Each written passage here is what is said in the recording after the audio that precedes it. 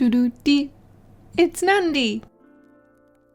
Hello friends, we're back today with another quest video, this time for the Dark Angel's character, Baraqiel.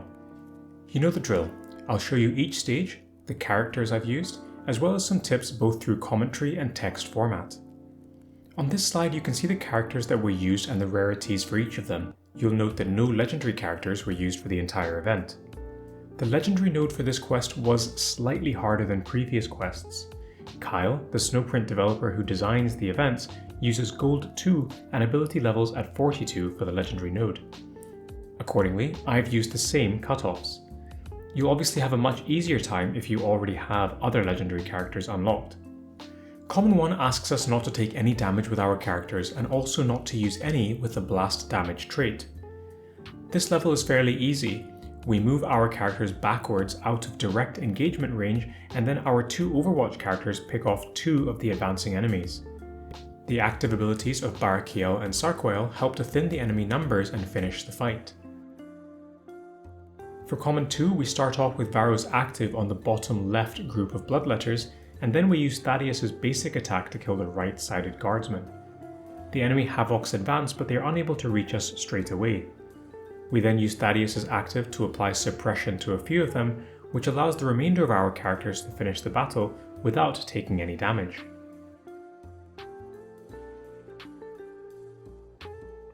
For Common 3, we start off with Thaddeus and Certus picking off the 2 enemy guardsmen.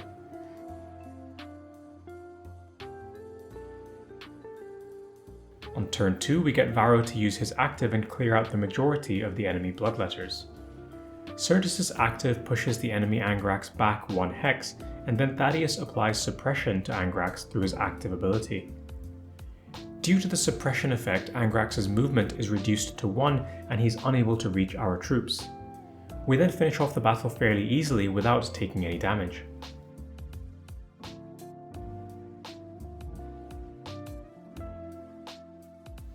For Uncommon 1, Godswill uses his movement of 4 to reach the guardsman on the bottom of the map. Incisors repositions on the barbed wire to tempt the remaining guardsmen into attacking him, and Baraqiel moves along the right wall. The enemy Havocs are defeated on turn 2 by Baraqiel's active, and Incisors heals both himself and Baraqiel before Godswill finishes off the last unit.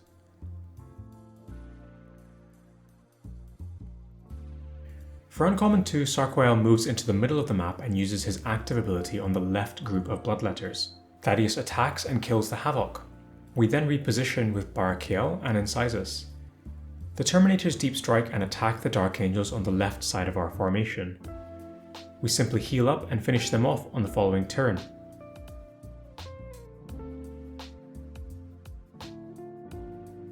In Uncommon 3, Brother Burchard moves up the left flank and uses his active to kill off the left group of bloodletters, while Baraqiel uses his active to do the same on the right flank. I use Thaddeus' active on the north group of enemies to slow them down. The remainder of the battle is fairly straightforward. We heal our units and finish the battle off.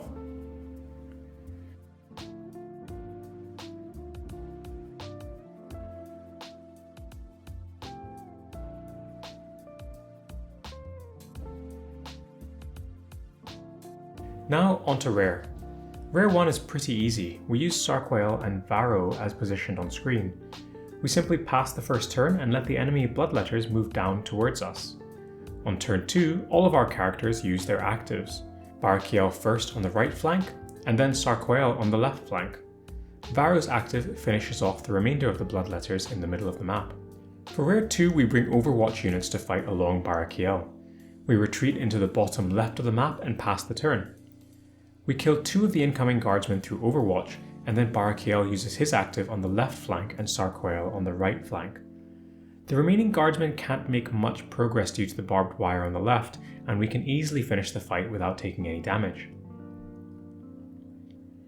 For Rare 3, we use Yarrick and Thaddeus as positioned on screen. Yarrick starts off by using his active on the right-sided Havoc. Thaddeus then does a basic attack on the left Havoc and Baraqiel kills it. We reposition slightly on turn 2 and defeat more of the enemies on the bottom right of the map, with the summoned guardsmen providing us with some insurance from the enemy attacking us. We then finish off the remaining bloodletters as they slowly move down the left side of the map. Rare 4 is fun. There are these explosive oil drums on the bottom of the map that explode and deal blast damage when defeated. The key to the start is getting Sybil's passive to allow Godswill to approach the Havocs. Godswill kills one of the Havocs, and then, because he is in melee, the other Havok cannot make a ranged Overwatch attack. Our 2 ranged units move up the map and kill the second Havok. The positioning here is important because we want Godswill to finish the turn adjacent to Sybil. On turn 2, Godswill now has Sybil's passive again. This lets him kill the barrels without taking any damage. Our remaining characters then finish off the remaining bloodletters.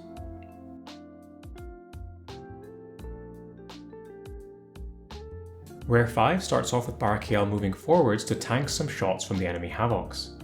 We use Thaddeus and Sarquael to deal some damage to the Havocs as well. The enemies come down, and sadly there isn't much artistry to this node. We simply have to work through the enemies and keep our characters healthy with a healer.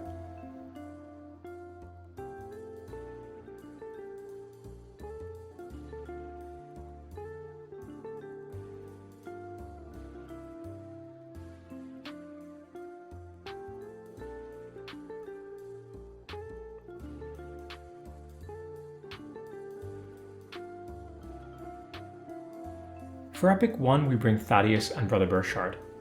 Burchard moves towards the side of the map and Thaddeus remains stationary to attack and kill the left Havok. On turn 2, Thaddeus uses his active on the remaining Havok and kills it. Baraqiel's active kills the left-sided bloodletters, and Burchard kills the right side with his active. For Epic 2 we position Incisus and Sarquael on the top of the map. Bellator and Baraqiel is at the bottom. Bellator summons an Inceptor in the middle, Incisus kills a guardsman, and the other 2 Dark Angels form a triangle on the top with Incisus. On our turn 2, our 2 Dark Angels units use their actives in succession to kill 2 of the Chaos Terminators. Incisus and Bellator reposition to the bottom of our formation, and Incisus heals up a little bit. We finish the fight on turn 3 after healing our team up.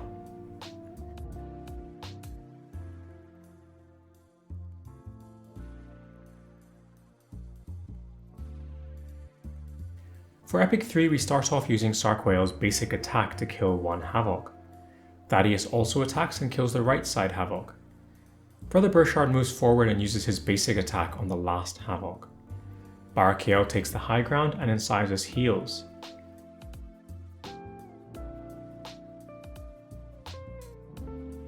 On turn 2, Brother Burchard's active does a ton of damage and basically kills all of the bloodletters. That's really the big move of this fight. You can finish off the rest of the enemies without too much difficulty after healing them up with Incisus.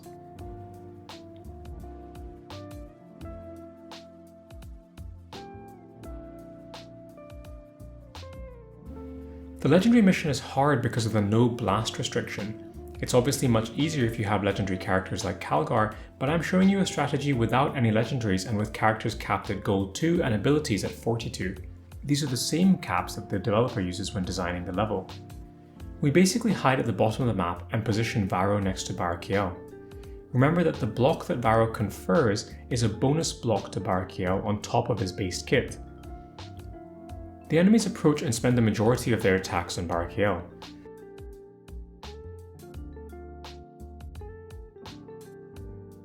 Baraqiel then uses his active on turn 2 on the enemy in front of him, and this does massive damage. After that, the enemy forces are fairly easy to defeat as long as you make sure to heal up before the end of the battle. You can probably get away with less than gold 2 here, but the main thing is you need a reasonable heal on Incisus.